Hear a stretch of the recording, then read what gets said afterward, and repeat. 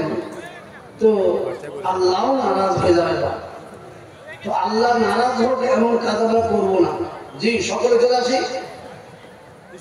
পিছন চালু করে এখনো উঠছে না, কি ভাবছে আল্লাহ জানে। সুবহানাল্লাহ। জি, একটু ওঠো বাবা, একটু ওঠো। ওই এখন শয়তান ধোঁকা দেবে এই কথা বলে যে তুই তো বেশ বসে আছিস, তোর মান সম্মান নাই, একটা বলবি তোকে ডাক দেবে, তুই চলে যাবি। এই যে শয়তানের ধোঁকা, শয়তানের ধোঁকাতে আমরা পড়ে থাকবো না বাবা। সামনেকার খালি জায়গাটা পুরা করে নেবার জন্য আমি সকলকে অনুরোধ করছি। জি, ওই যে ডানাতে উঁচুতে বসে আছে কারা শেষে, সামনের দিকে চলে আসুন, তাহলে জায়গাটা পুরা হয়ে যায়। জি হ্যাঁ, ওই যে চাদরওয়ালা চলে আসছে, ওই যে দূর, হ্যাঁ মাশাআল্লাহ মাশাআল্লাহ, আলহামদুলিল্লাহ আলহামদুলিল্লাহ। উঠুন। যারা পিছনে বসে থাকবেন, কথা শুনবেন না, মানবেন না, তাদেরকে আমি বলবো আপনারা কোরআন হাদিসের কথাগুলোকে অমান্য নজরে দেখছেন। সেই জন্য কোরআন হাদিসের বক্তব্য হবে, এটা রহমতি বরকতি মজলিস আছে, এর বরকতটা রহমতটা নেওয়ার চেষ্টা করবো সকলে ইনশাআল্লাহ। এই খুঁটির গোড়াতে কিছু আছে হয়েছে নাকি? এই জায়গাটা এখনো ভর্তি হইল না কেন? হ্যাঁ, যদি ছেলেটা কারোই দিন চলে যাবে। আল্লাহ আল্লাহ আমাদেরকে সহি বুঝদান করুক। বলে আল্লাহ মাশাআল্লাহ। এই যে ছেলেটা সামনে এসে বসে বলো, হ্যাঁ এই যে বাবারা চলে আসছে, বসুন। মাশাআল্লাহ। আল্লাহ আমাদেরকে বসার জন্য কবুল করে দেখ। বিশেষ করে আল্লাহ আমাদের উপর রহমত বর্ষণ করুক। বলে আল্লাহ আমিন, বলে আল্লাহ আমিন। এর আগে অনেক দিন আগে আমি মনে হচ্ছে সগ্রামে এসেছিলাম, অনেকদিন আগে ভেতরে, এখানে আমার ভেতরে। কিন্তু আজকে আসতে আসতে আসতে একবারে মাঠে চলে এসেছে। কাপসুন্দিতে তো বারবার এসেছে, কাপসুন্দিতে কয়েকবার এসেছে। তো সেই জন্য আমি আপনাদের কাছে ফের যখন দ্বিতীয়বার এলাম, আপনাদের মহব্বতের টানে পড়ে আসতে হই। কেননা আমাকে যখন দাওয়াতটা দেওয়া হয়, তখন আমার এক পড়ার জামানার একেবারে অন্তরের বন্ধু, কাঁদি নপাড়াতে বাড়ি, খুব বড় আলেম হযরত মাওলানা আলী আকবর সাহেব রহমতুল্লাহ আলাইহি, উনি আমাকে বললেন এবং দাওয়াতটা দিলেন। আমি বললাম, বড় ভাই আপনার দাওয়াত আমি কবুল করলাম ইনশাআল্লাহ। বলি ভাই ও মাদ্রাসাটা একরকম আমারই দায়িত্বে, ওই ওলামারা সবাই ভালোবাসে, কিন্তু আজকে জলসা করতে আসছি সেই ভাইয়ের আদেশে। আজকে কিন্তু আমার সেই ভাইকে দেখতে পাচ্ছি, উনি নেই, দুনিয়া থেকে বিদায় নিয়েছেন। গোটা মুর্শিদাবাদ জেলার বড় আলেমদের ভিতরে একটা আলেম চলে গেলেন দুনিয়া থেকে। আল্লাহ পাকের কাছে দোয়া করি, আল্লাহ তুমি আমার সেই ভাইজান হযরত মাওলানা আলী আকবর সাহেব রহমতুল্লাহ আলাইহিকে তুমি জান্নাতে নসিব করো। সকলে বলি আল্লাহুম্মা আমিন, আল্লাহুম্মা আমিন। ওনার মেয়ের এখানে বিয়ে হয়েছে, এখানে বিয়ে বাড়ি, উনি এখানে খুব আসতে। যাই হোক বাবাজি, আমি আপনাদের কাছে আসতে পেরে আমি নিজেও বড় গর্বিত এবং আপনাদেরকে ধন্যবাদ জানাই। তবে অনুরোধ বাবজি, আমরা সকলে ধীর স্থিরভাবে জমে বসব, যা শুনব সেগুলো আমলের নিয়তে শুনব। যদি বলি ইনশাআল্লাহ। أعوذ بالله من الشيطان الرجيم. بسم الله الرحمن الرحيم.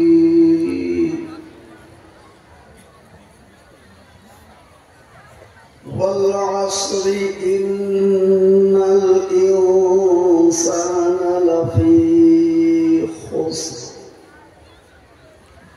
إلا الذين آمنوا وعملوا الصالحات وتواصوا بالحق وتواصوا بالصبر صدق الله العظيم.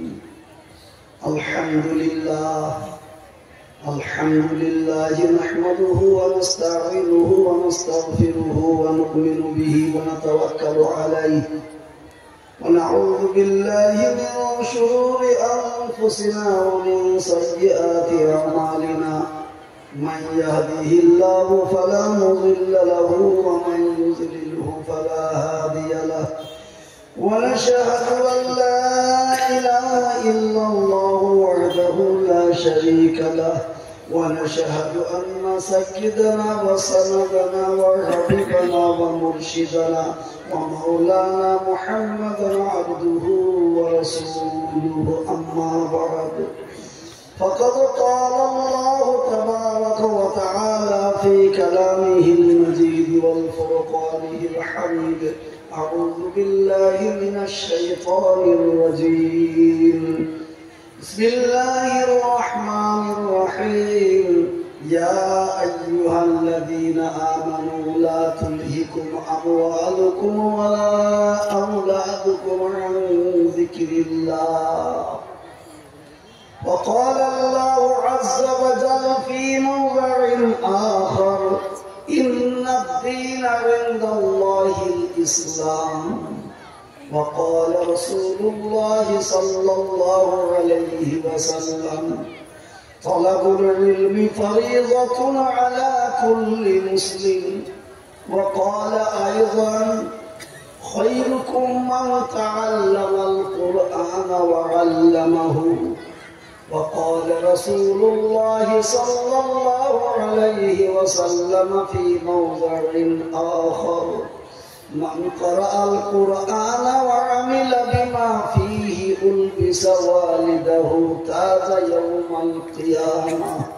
محترم মাননীয় সম্মানীয় যোগ্যতম সভাপতি সাহেব, শ্রদ্ধেয় উলামায়ে কিরামগণ ও তোলাবায়ে আজিজ, উপস্থিত হাজিরানে মজলিসের শ্রদ্ধেয় বাবারা ও ভাইয়েরা, পর্দার আড়ালের পর্দা নাসিনা আমার মায়েরা ও বোনেরা, সকলের কাছে রইল আমার শ্রেণীমত সালাম ও শুভেচ্ছা।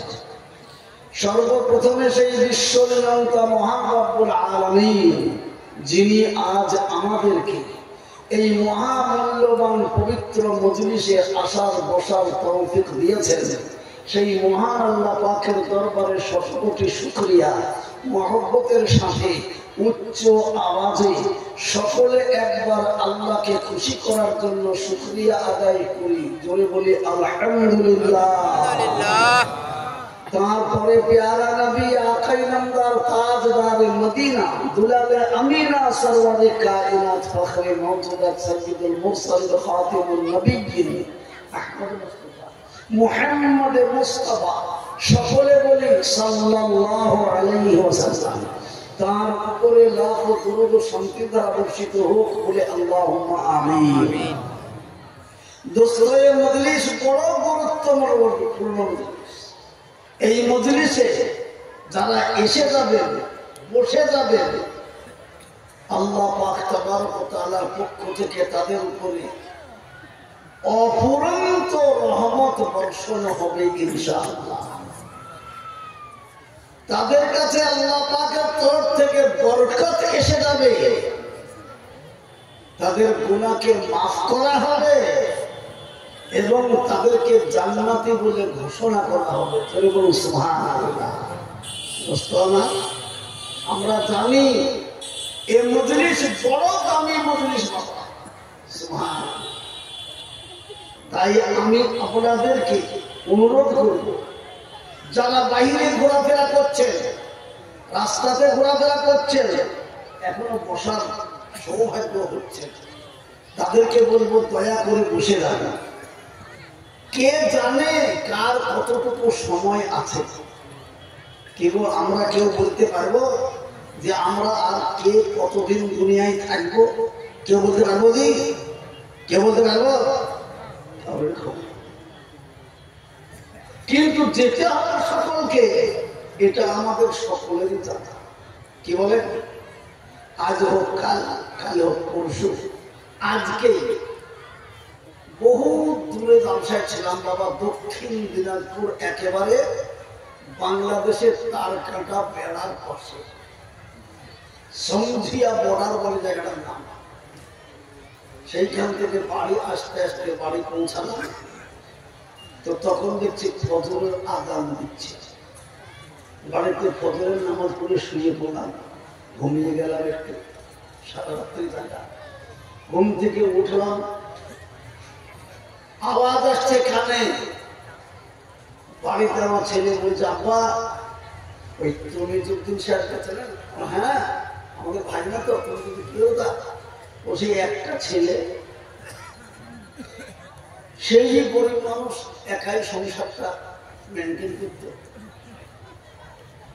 নওজওয়ান ছেলে বাড়িতে এসে রাত্রিতে খেয়ে দিয়ে শুয়েছে, মাথাটা যন্ত্রণা করছে কেন?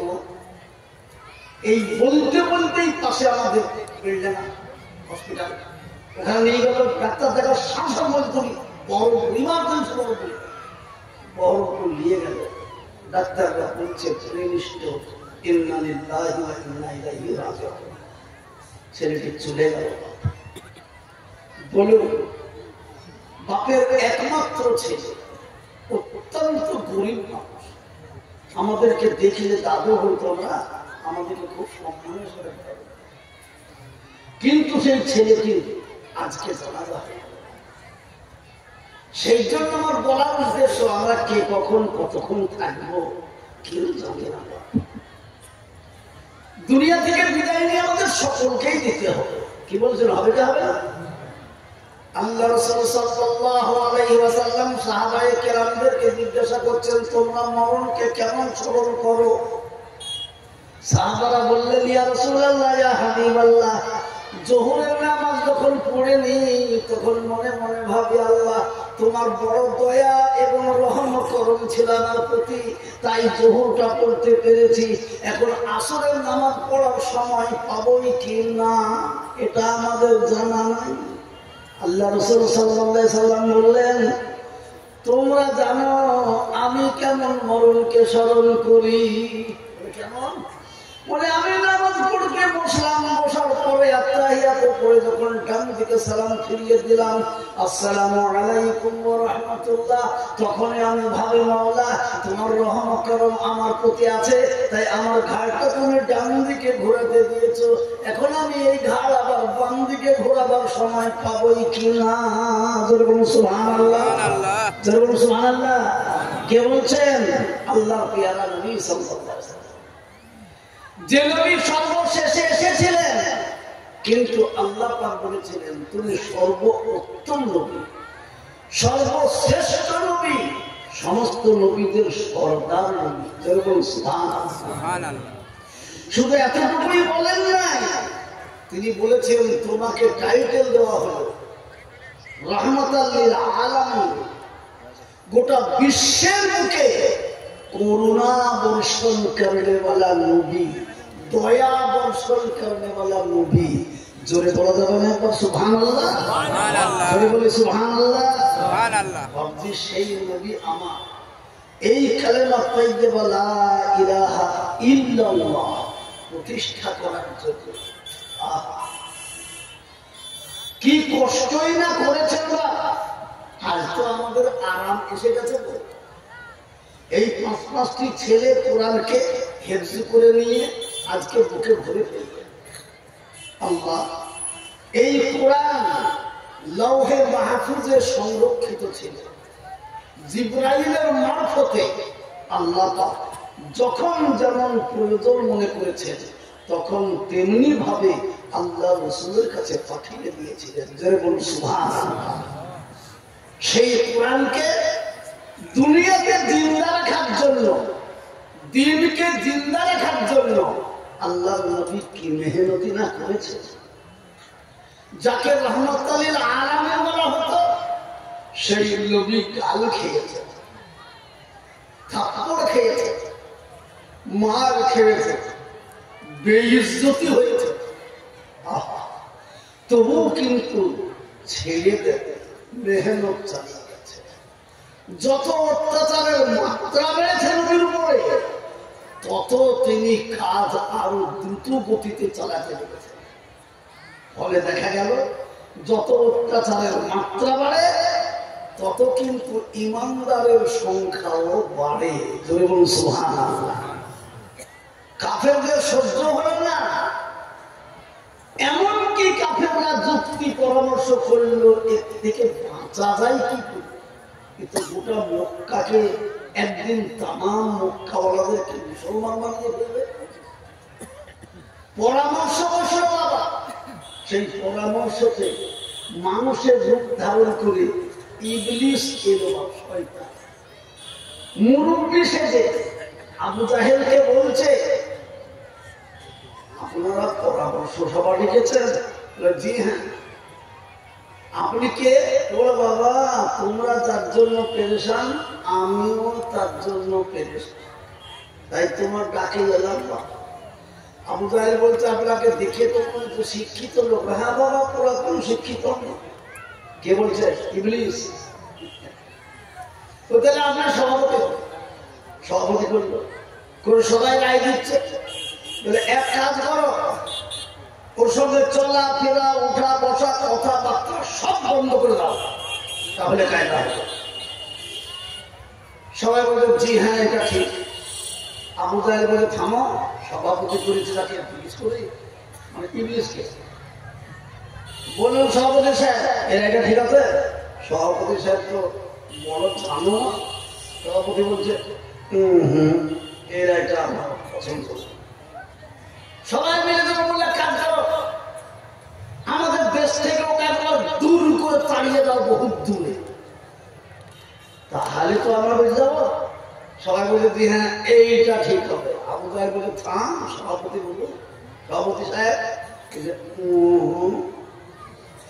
এটা আমার লাগবে। আবু জাহেল পাঁচবার শুনতে শুনতে বলছে এক কাজ কর, এতগুলো লোক আছে, চল চল বাড়ি ঘর এক করে আজকে তাকে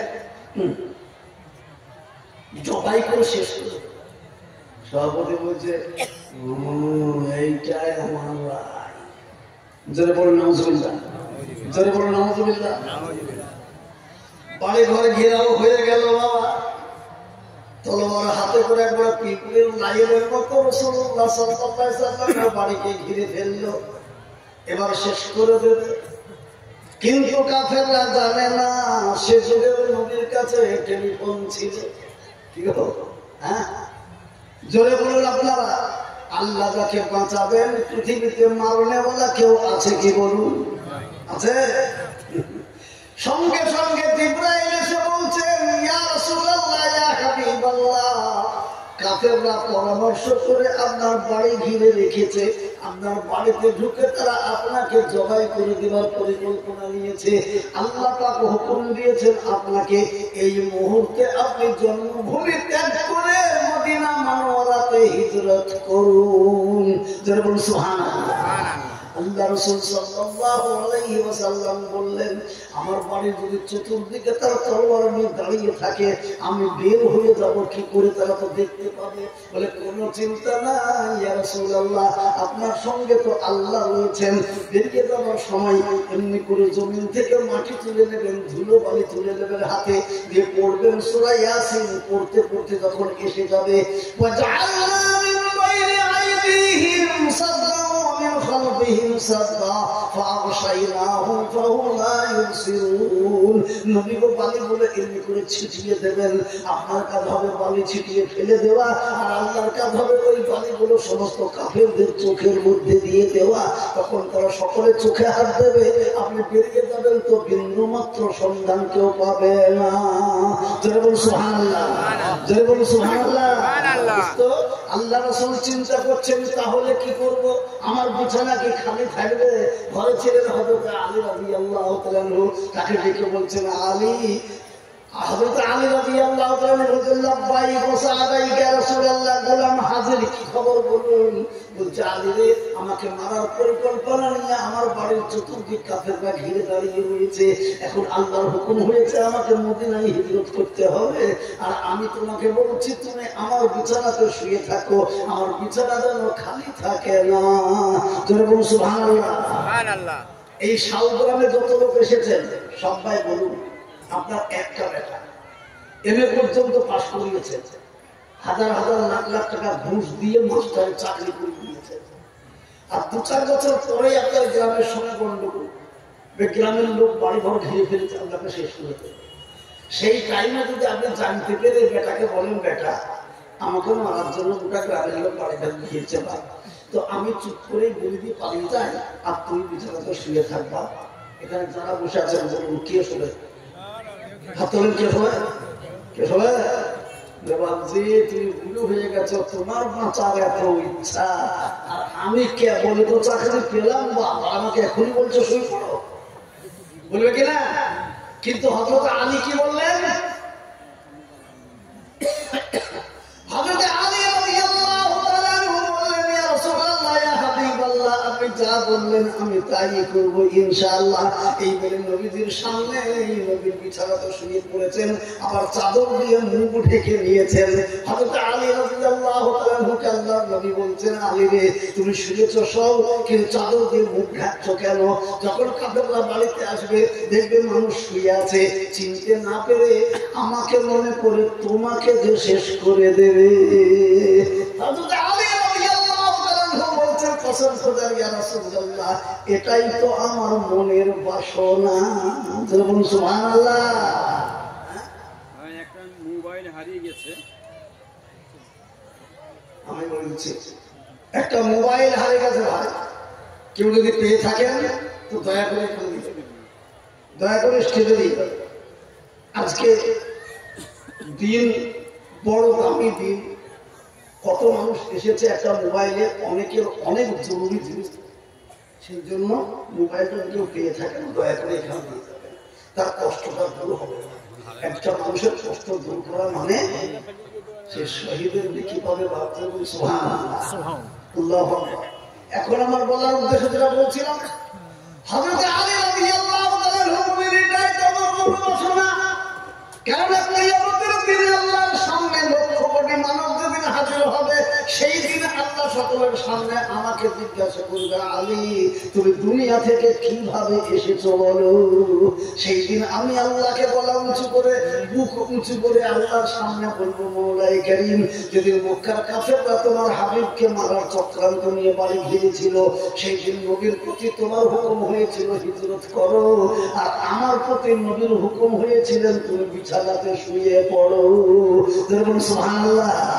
সেই দিন নবী পাক আপনার কথা শুনে হিজরত করেছেন, আর আমি নবীর কথা শুনে নবীজির বিছানাতে শুয়ে জীবন দিয়েছিলাম। যেমন সুবহানাল্লাহ। কত বড় নিয়ত বা!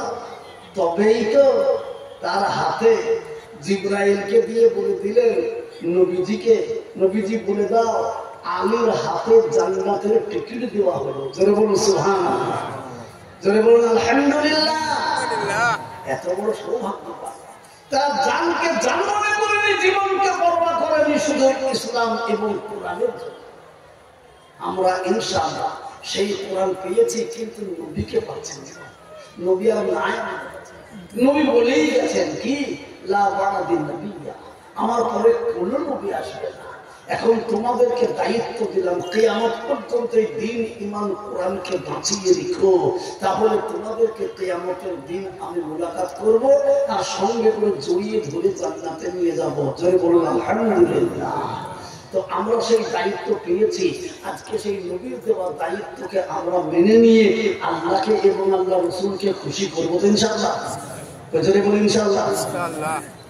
ইনশাআল্লাহ এত আস্তে বলবো, জোরে বলুন ইনশাআল্লাহ। ইনশাআল্লাহ। একবার মহব্বতের সাথে সবাই ইনশাআল্লাহ বলে হাত তুলতে পারবো? যদি হাত তুলি এক্ষুনি ফেরেশতা ঘাড়ে আছে লিখে নেবেন। আমরা জোরে সরে বলি একবার সবাই মিলে, আমরা এই দ্বীন ঈমান কোরআনকে জীবন দিয়ে হলেও রক্ষা করব ইনশাআল্লাহ। ইনশাআল্লাহ। আল্লাহ আমাদেরকে কবুল করে। জোরে আল্লাহুম্মা আমিন। জোরে বলি আল্লাহুম্মা আমিন। এখন আমার বলার উদ্দেশ্য আদর্শ সেই দিন ঈমান কোরআন পেয়েছি, কিন্তু নবী আমাদের কাছে নাই। বা নবীজি আরাম করছেন মদিনা মানোয়ারাতে, জোরে বলুন সুবহানাল্লাহ। তাই কবি বলছেন গজলের মাধ্যমে সুবহানাল্লাহ, আজ নবী গো আমার লাগাইয়া বাজার, শুয়ে আছেন সোনার মদিনায়। আব্দুল্লাহর ইউরুশেতে মায়ামিন সে কমেতে জন্ম নিলেন নবী আরব মক্কায়।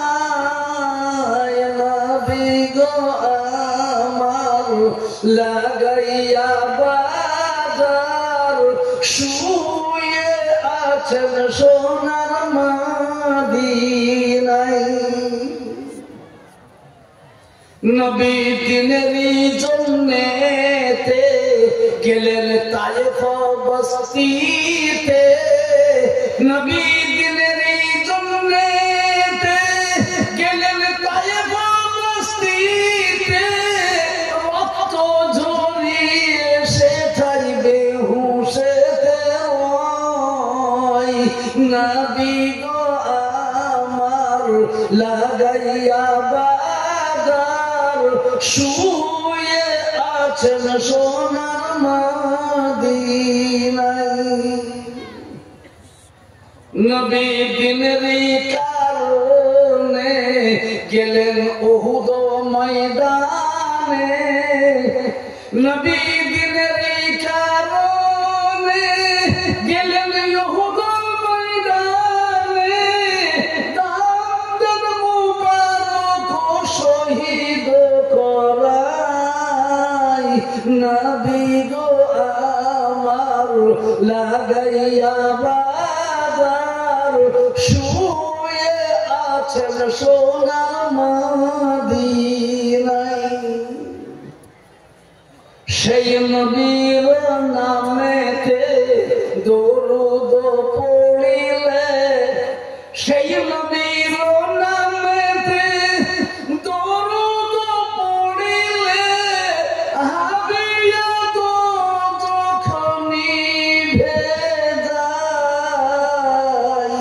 নবী গো আমার লাগাইয়া বাজার, শুয়ে আছেন সোনার মদিনায়। জোরে বলে আলহামদুলিল্লাহ, জোরে বলে সুবহানাল্লাহ। মুহাব্বতের সাথে আপনার নারা দেব, সবাই আল্লাহু আকবার বলবেন। জোরে বলে নারে তাকবীর।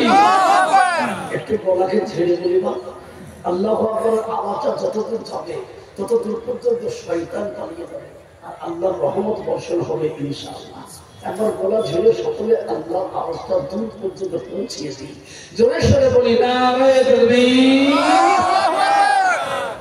এত কষ্ট করার পরে সেই নবীজি জন্মভূমিকে পর্যন্ত ত্যাগ করে অন্য পর্যন্ত পেয়েছিল।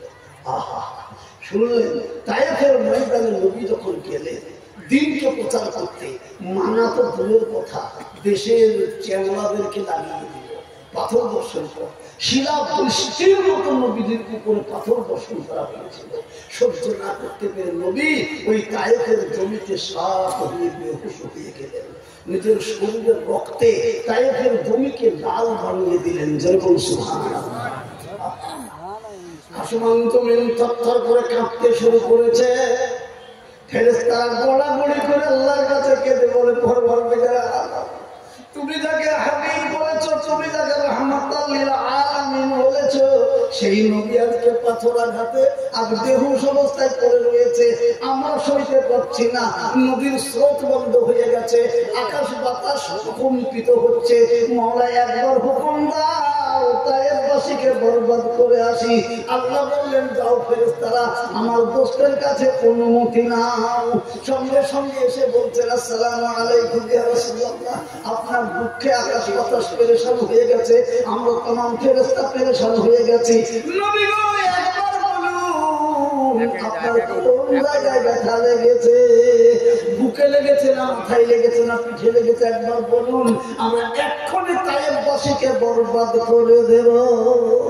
এই বরবাদের আওয়াজ শুনে আল্লাহর নবীর চেতন এসে গেল। এরকম করে তাকিয়ে বলছে, জিবরাইল, আমাকে আল্লাহ বরবাদ করার জন্য পাঠান নাই, আমাকে আল্লাহ আবাদ করার জন্য পাঠিয়েছে। এরা বুঝেনি তাই মেরেছে। যেদিন বুঝে এসে যাবে আর মারবে না, আমাকে সাদরের বুকের সঙ্গে মিলিয়ে নেবে। সেই জন্য আমি দোয়া করি আল্লাহর কাছে, আল্লাহ এদেরকে তুমি হেদায়েত দান করো। যেরকম সুবহানাল্লাহ, যেরকম সুবহানাল্লাহ। ভাইরা আমার, বাবারা আমার, মায়েরা আমার, বোনেরা আমার, এবার আমি বলবো, সেই নবীজি এত কষ্ট করার পরে আজ আমাদেরকে দিন, ইমান, ইসলাম দিয়ে গেলেন। আমি বুঝতে পারছি না এই মানুষগুলোর কি হলো কি জানবো। একটা একটা একটা করে উঠছে কেন? খাবার সুবহানাল্লাহ। আরে বাবা, যদি মজলিসে বসে থাকি তো এত লাভ, এত লাভ। যেদিন আমি ইন্তেকাল করবো, খোদার কসম, সেই দিন বুঝে আসবে আমি কি কাজ করেছি। এই সওগ্রাম মাদ্রাসাতে যতক্ষণ ছেলেরা আউযু বিল্লাহি মিনাশ শাইতানির রাজিম বলবে, ততক্ষণ আপনার কবরে অফুরন্ত নেকি পৌঁছাবে। যেরকম সুবহানাল্লাহ। সেই জন্য আমি অনুরোধ করছি, জোরে সোরে বলুন, আজ আমাদেরকে এখানে বসার ক্ষমতা দিয়েছেন কে? আল্লাহ। সবাই মিলে জোরে বলুন, কে? আল্লাহ। এখনো বাঁচিয়ে রেখেছেন কে? আল্লাহ। আমাদেরকে বেঁচে থাকার জন্য বিবি, বাল, বাচ্চা, বাড়ি, গাড়ি, ধন দৌলত দিয়েছেন কে? আল্লাহ। তাহলে সবের মালিকটা কে? আল্লাহ। জোরে বলুন, কে? আল্লাহ। সবের মালিক আল্লাহ। সব কিছু করতে পারেন তিনি, সেকেন্ডে বহুত কিছু করতে পারেন।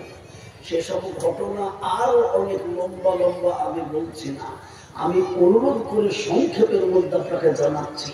যে কদিন বেঁচে থাকবো, সাহাবাদের বিবি দেওয়া আর বাচ্চাদেরকে এতিম করা এই কোরআনের হাদিসকে আমরা বুকের সঙ্গে আঁকড়িয়ে ধরে থাকবো। এই দিনকে সাথে করে নিয়ে আমরা দুনিয়া থেকে বিদায় নেব। জোরে বলুন ইনশাআল্লাহ। আরো জোরে বলুন ইনশাআল্লাহ।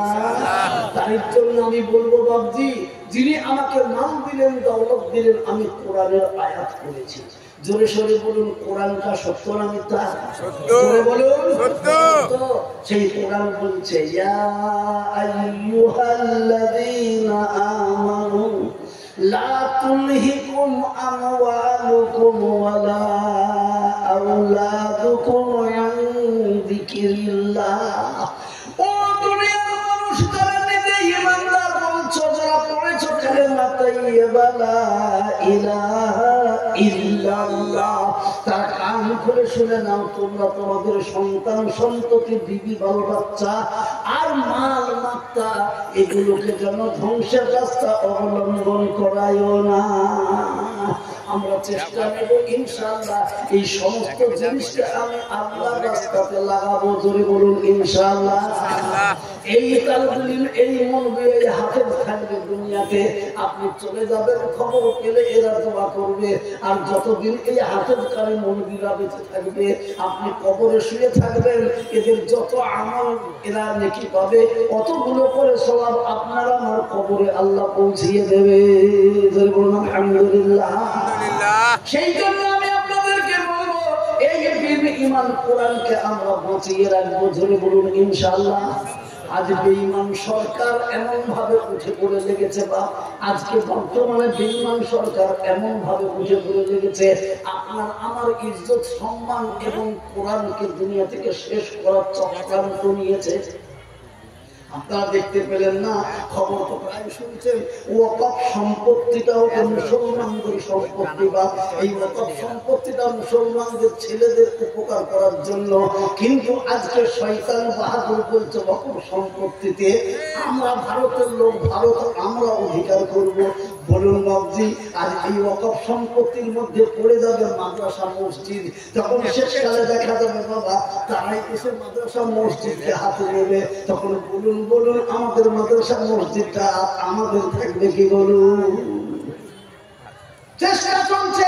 আমরা বলবো আলহামদুলিল্লাহ, জীবনের একটা রক্ত থাকতে আমরা মসজিদ মাদ্রাসাকে কোনো বেঈমানকে হাত লাগাতে দেব না। জোরে বলুন ইনশাআল্লাহ। একবার জোরে বলুন ইনশাআল্লাহ। একবার মহব্বতের সাথে জোরে বলুন ইনশাআল্লাহ। আল্লাহকে খুশি করে দিয়ে বলি না সর্বস্ব দিয়েও হলেও আমরা কোরআনকে ইমানকে বাঁচাবো ইনশাআল্লাহ। যার জন্য আমি লম্বা চওড়া করে বলছি না, এবছর 5টা ছেলে হাফেজ হয়েছে, আগামী বছরে ধরে এখান থেকে 10টা ছেলে বা 20টা ছেলে করে আমার বাড়ির কাছে আমাদের যে বড় মাদ্রাসা পশ্চিম বাংলার ভিতরে বড় মাদ্রাসা যেটা আমি হাফেজ থেকে পাগড়ি বাঁধি, মাথাতে পাগড়ি বাঁধতে বাঁধতে হয়রান হয়ে যেতে পার 100-150 ছেলের মাথাতে প্রতি বছর পাগড়ি বাঁধা হয়। তাহলে কত ছেলে জিন্দা হচ্ছে প্রতিদিন বাঁধছি। সেই জন্য আমি অনুরোধ করব এই শাওগ্রামকেও আমরা সেই রকম তৈরি করবো। জোরে বলুন ইনশাআল্লাহ। এই শাওগ্রামকে আমরা জান দিয়ে বাঁচাবো। জোরে বলুন ইনশাআল্লাহ। সেই জন্য আমি লম্বা চওড়া ওয়াজ করবো না বাবজি। আমি এখন আপনাদের জন্য একটু দোয়া করব, আপনারা আমরা সকলের জন্য কুরবানি করতে শুরু করি। জোরে বলুন ইনশাআল্লাহ। আপনার মহব্বতের সাথে আমি নারায়ে তাকবীর বলবো, সবাই হাত লাগার জোর গোলাতে বলবেন আল্লাহু আকবার। তারপরে আমি আলহামদুলিল্লাহ আপনাদের ভেতর থেকে ইসলামের খুঁটি 5, তাই 5 জন আল্লাহর বান্দাকে ডাকে দেব। সেই 5 জন আল্লাহর বান্দার জন্য এখানে দোয়া হবে। আপনারা কে আছেন একবার এগিয়ে আসবেন। প্রথম নম্বরে হাত তুলে যে ব্যক্তি সাড়া দেবে সে এত নেকির অধিকারী হবে। শেষ পর্যন্ত যত লোকে হাত তুলে সাড়া দেবে, নাম লেখাবে, সমস্ত লোকের সমান স্বভাবেই প্রথমওয়ালা একাই পাবে ইনশাআল্লাহ। সেই জন্য আমি একবার নারা লাগাবো, সবাই আল্লাহু আকবার বলে আমি ছোট্ট করে আপনাদেরকে ডাক দেবো। একবার জোরে সোরে সবাই মিলে আমরা সাড়া দেবো ইনশাআল্লাহ। ওই মহব্বতের সাথে 5 জনের ভেতরে কে একজন হাত তুলবেন ইনশাআল্লাহ। প্রথম নম্বরে জোরে সোরে মহব্বতে বলি নারায়ে তাকবীর। প্রথম নম্বরে ইসলামের 5টি খুঁটিকে এই সংগ্রামে বাঁচানোর জন্য মাত্র একজনকে প্রথমে বলছি বাবজি, কে আছেন? মাত্র 10,000 টাকা দিয়ে কোরআনকে বাঁচাবো ইনশাআল্লাহ। এমন একজন আল্লাহর বান্দা যদি বলতে পারি আমরা 10,000 টাকা কোরআনকে দেবো, কে হাত তুলছে? এখানে এসে সামনে এসে বাপ, এ দেখেন একটা 3টে বাবজি, নামটা একটু বলে যাও বাপ, শোনা আমার এ বছর কি নাম তোমার? আব্দুল কাদের শেখ শ্রীরামপুর, মাশাআল্লাহ। এদের বাবজি কি নাম বাবজি? মাশাআল্লাহ। আরেকটা এরকে ইনি, ওটা আব্দুল কাদের, আশরাফুল নবীন না বাড়ি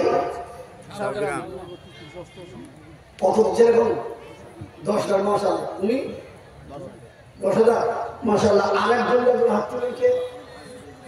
ইব্রাহিম, মাশাআল্লাহ। জোরে সোরে মহব্বতে বলি নারায়ে তাকবীর। আল্লাহু আকবার। 3 জন হয়ে গেছেন মাশাআল্লাহ। আরেকজন কে হাত তুললেন এখানে? কে এসেছে? এইটাই মাহফুজ রহমান আলিয়া সাহেব। ও মাহফুজ, ওইটার বসাতে বাবা আলো ছড়াতে চিন্তা ছিল বাবজি। আমি সেই যে বন্ধুর নাম করলাম সেই বন্ধুর ছেলে না আমারই ছেলে। জোরে বলি নারায়ে তাকবীর। 4 জন যখন হয়েই গেল বাবজি, আর একজন আসুন, আমি 3 জনকে দেখেছিলাম, আর একটা আল্লাহর বান্দা বলুন হাত তোলেন। আজকে আপনার কাছে যা আছে তাই দেন, বাকি আস্তে আস্তে দিয়ে দেবো ইনশাআল্লাহ। জি, একবার আর একজন বলুন আমি দোয়া করতে শুরু করি। কে আছে বাবুজি? আর একটা এত বড় ঘন মজলিস থেকে এদিক থেকে একটা লোক বলে দেন, 4টে হয়েছে। ইসলামের খুঁটি 5, তাই 5 নম্বরে আর একজন কেউ বলে দেন ইনশাআল্লাহ। চট করে বাবুজি, তাহলে 5 নম্বর হয়ে যায়, আমার মনের আশা মিটে যায়। জানতে দোয়া করবো ইনশাআল্লাহ। আপনি দেবেন? কি নাম? জালালউদ্দিন সাহেব।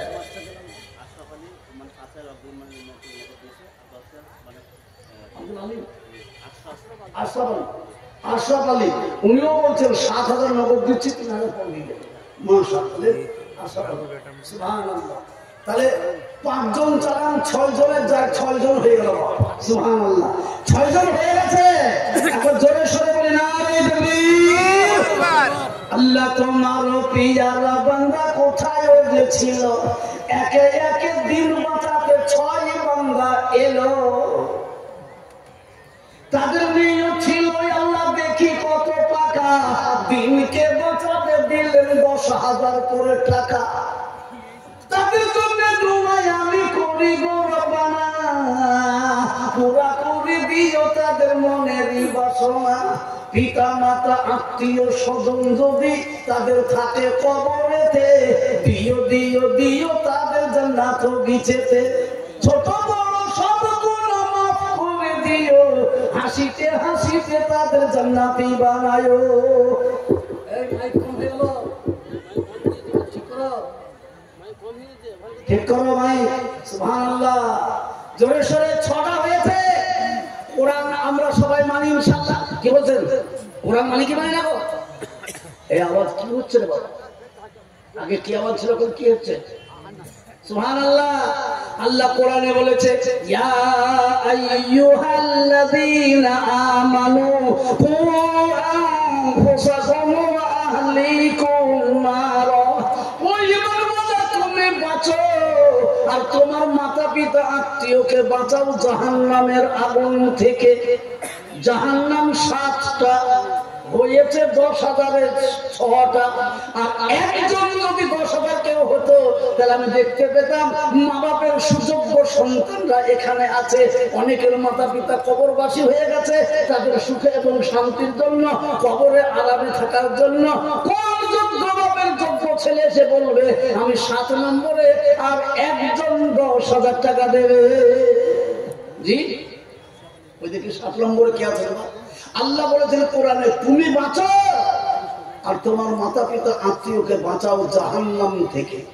তো যদি বলুন জাহান্নাম তো 7টা, হয়েছে 6 জন বাপ আর একজন বলে দিই কে আছেন? তা আপনাকে দেখি বলছি আপনার কাছে আজকে 2,000, 5,000, 1,000 যা আছে তাই দেন, দিয়ে বলুন আমি আস্তে আস্তে 2 মাস 6 মাসে দিয়ে দেবো ইনশাআল্লাহ। কে আছেন? আর একজন 7 নম্বরে যদি হতো তাহলে আমি জানতে পারতাম এই মজলিসে কোরআনকে মাননেওয়ালা, কোরআনের ইজ্জত দেনেওয়ালা, কোরআনের কথা মেনে আল্লাহকে ভয় করা আল্লাহর বান্দা নিশ্চয় আছে এখানে।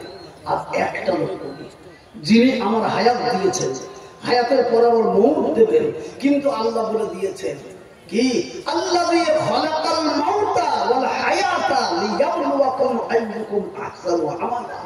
আমি তোমাকে হায়াত দিয়েছি, এই হায়াত কি থাকার জন্য, তোমাকে মাল দৌলত দিয়েছি আমি শুধু কিসের জন্য? তোমাকে একটু যাচাই করার জন্য, তোমাকে একটু পরীক্ষা করার জন্য।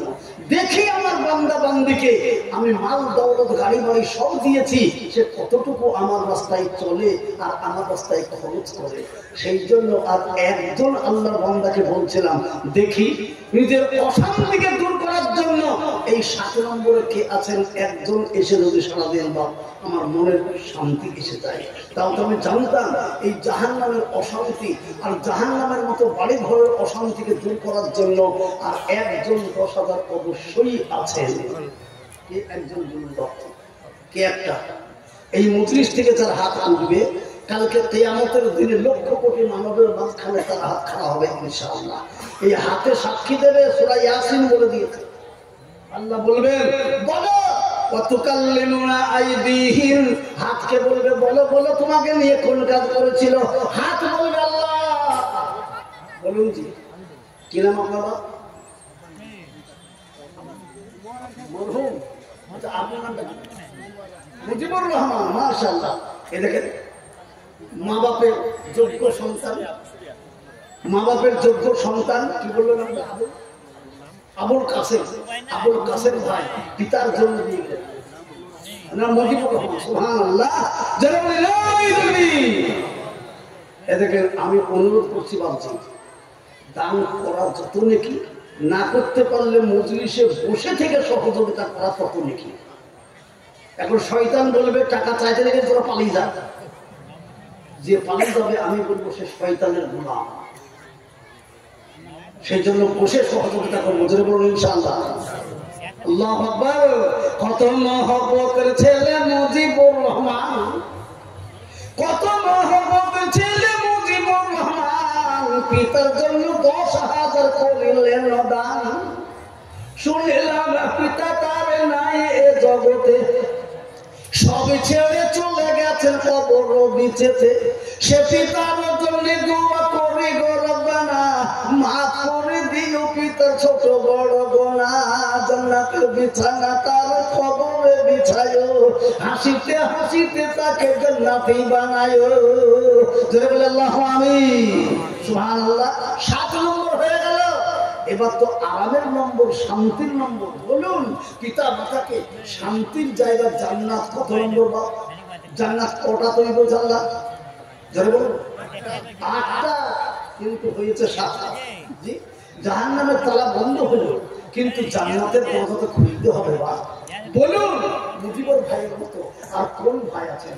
নিজের পিতা, আহা হাদিসে এসেছে পিতা মাতা আত্মীয় স্বজনদের কবরবাসী হয়ে যায়, কবর থেকে শুয়ে শুয়ে নিজের আত্মীয় স্বজনদের দিকে চাতক পাখির মতো চেয়েছে আর বলে মওলা আমার মাথার ঘাম পায়ে ফেলে দেওয়া রোজগার সব ছেড়ে খালি হাতে কবরে চলে এসেছি। আল্লাহ আজ আমার সন্তানদের থাকতো কেউ নিশ্চয়ই আমার জন্য কোরআনকে নষ্ট করে সাবধান মেহবুব 10,000 সুবহানাল্লাহ। জয় বলে না আল্লাহ তো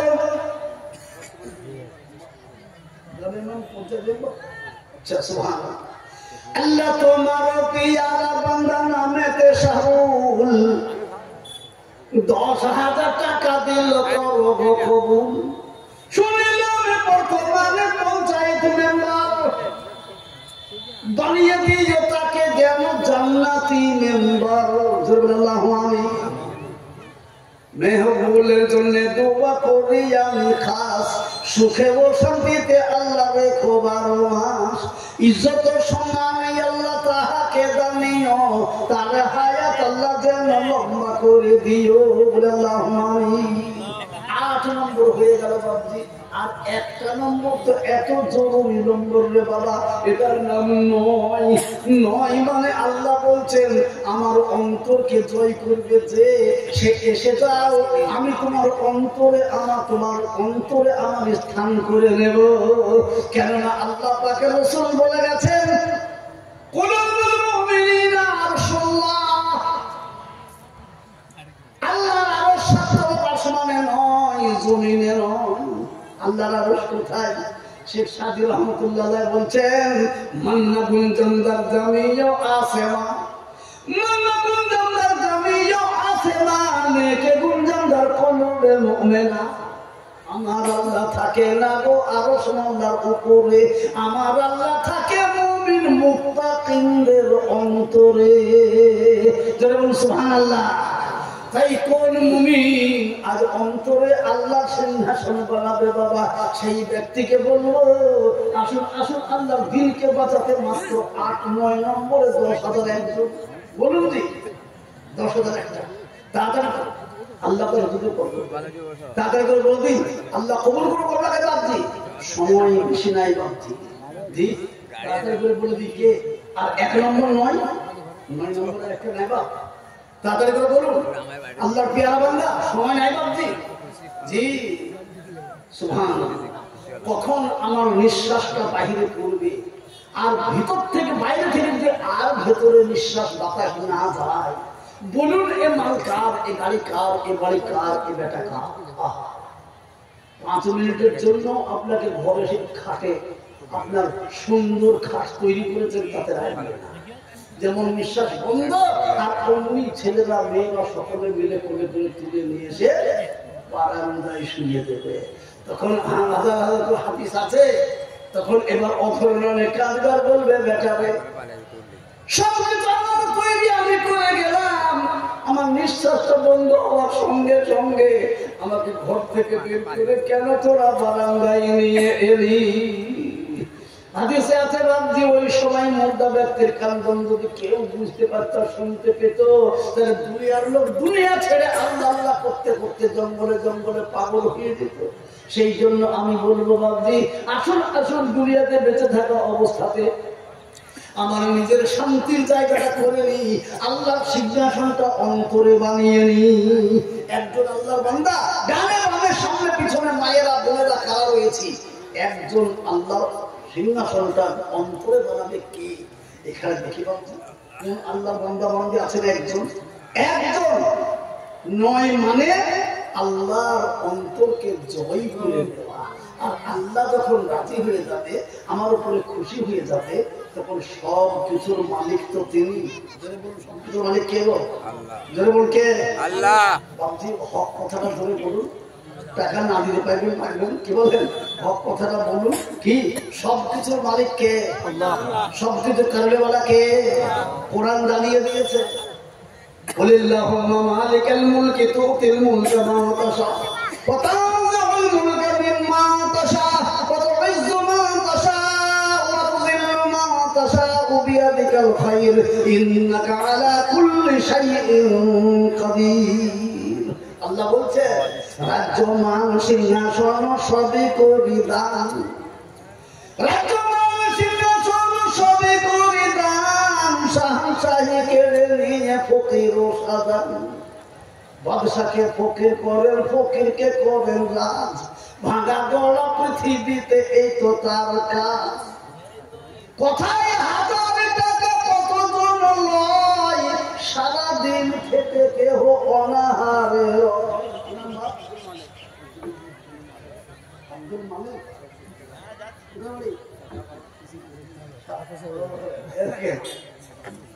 অসুস্থ, ঠিক আছে ঠিক আছে, আচ্ছা ট্রিটমেন্ট চলছে, অসুস্থ ব্যক্তি। উনি বললেন 10,000 নয়, আমি 12,000 দেবো। কি নাম? আব্দুল মালিক। সুবহানাল্লাহ। আল্লাহ রাসূল সাল্লাল্লাহু আলাইহি সাল্লাম বলেছেন, আস-সাদাকাতু তারুদ্দুল বালা। আল্লাহর দিনকে বাঁচাতে কেউ যদি এরকম করে সাদকা দান করে, তো আল্লাহ তার বালা মুসিবতকে দূর করে দেয়। তাই আমি বলবো, উনি অসুস্থ ব্যক্তি, ওনার ট্রিটমেন্ট চলছে, আল্লাহর কাছে দোয়া করে আল্লাহ ওর দিনকে বাঁচাতে দিয়েছেন টাকা, আল্লাহ তুমি তার জীবনটাকে বাঁচিয়ে দিও। আল্লাহু আমিন। তোমার পিয়ারা বান্দা আব্দুল মালিক ছিল, অসুস্থ অবস্থায় আল্লাহ এখানেতে এলো। নিয়ত আমি ছিল দেখি কত বড় পাকা, দিয়ে গেলেন দিন বাঁচাতে 12,000 টাকা। তার জন্য তোমায় আমি কবি মনে খাস, সুখে ও শান্তিতে তাকে রেখো 12 মাস। তুমি সাফি, তুমি কাফি, তুমি গো রব্বানা, তার যেন কোন রোগ থাকে না। আল্লাহু আমিন। 9 নম্বর হয়ে গেছে বাবজি, এবার মারাত্মক নম্বর একটা থেকে গেল, সেটা কি? 10। আল্লাহ রাসূল সাল্লাল্লাহু আলাইহি সাল্লাম সাহাবাদেরকে নিয়ে বসে আছেন, এমন টাইমে জিবরাইল এসে বলছেন, আসসালামু আলাইকুম ইয়া রাসূলুল্লাহ। ওয়া আলাইকুম আসসালাম। কে বলতে? বলে আমি জিবরাইল। কি খবর? বলে হুজুর খুশির সংবাদ এনেছি। কি খুশি? আল্লাহ আপনার সাহাবাদের উপরে এত খুশি হয়েছেন, থাকতে না পেরে তাদের হাতে জান্নাতের টিকিট দিলেন।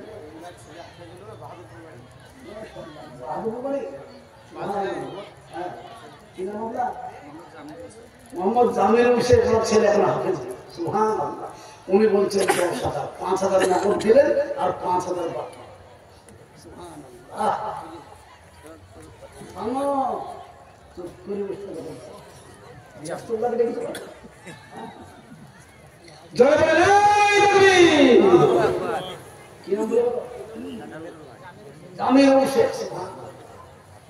বাহাদুরপুরের বাড়ি, কত বাহাদুর। একটা ছেলেকে হাফেজ বানিয়ে দিল, তার মানে একটা মারাত্মক জিনিস তৈরি করলো। কেন? কিয়ামতের দিনে লক্ষ কোটি মানুষের মাঝখানে উনার মাথাতে আল্লাহ নূরের তাজ পরিয়ে দেবেন। যারা বল সুবহানাল্লাহ।